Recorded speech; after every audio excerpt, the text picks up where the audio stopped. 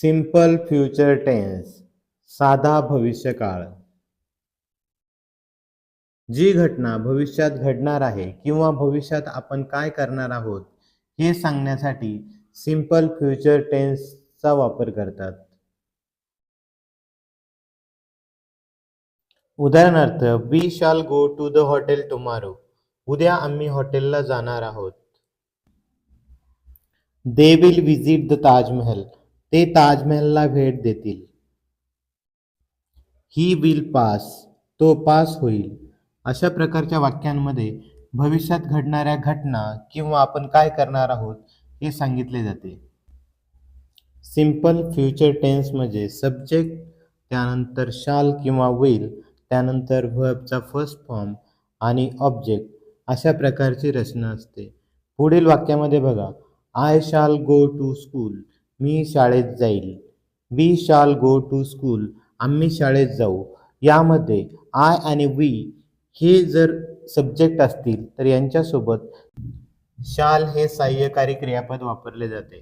त्यानंतर you will go to school. तू शाळेत जाशील.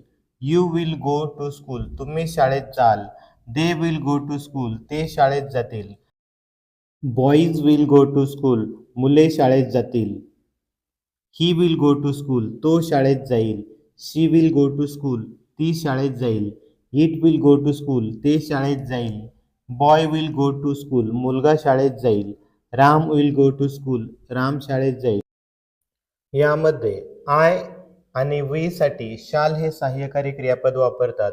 इतर सर्व एकवचनी, अनेकवचनी कर्ते किंवा नामांसाठी विल हे सहाय्यकारी क्रियापद वापरतात किंवा आधुनिक काळात सगळीकडे विलचा सहाय्यकारी क्रियापद म्हणून वापर केला जातो. पुढे अजून काही उदाहरणे पाहू. मी आईस्क्रीम खाईल. आय शाल ईट आईस्क्रीम. प्रिया उद्या घरी जाईल. Priya will go home tomorrow. माझे वडील मला नवा मोबाईल घेतील. My father will buy new mobile for मी.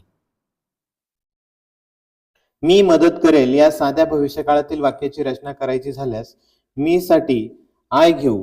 त्यानंतर सहाय्यकारी क्रियापद आय नंतर आपण शाल वापरतो. त्यानंतर क्रियापदाचे पहिले रूप मदत करणे म्हणजे हेल्प. अशा प्रकारे आय शाल हेल्प हे वाक्य तयार होईल. मी तुला मदत करेल या वाक्यामध्ये वरील प्रमाणे सब्जेक्ट, त्यानंतर शाल किंवा विल, त्यानंतर क्रियापदाचं पहिलं रूप आणि ऑब्जेक्ट अशी रचना केल्यास सब्जेक्ट आय, त्यानंतर शाल, त्यानंतर व्हर्बचा फर्स्ट फॉर्म हेल्प आणि शेवटी ऑब्जेक्ट यू अशा प्रकारे हे वाक्य आय शाल हेल्प यू तयार होईल. त्याचप्रमाणे मी उद्या तुला मदत करेल हे वाक्य आय शाल हेल्प यू टुमॉरो असे तयार होईल.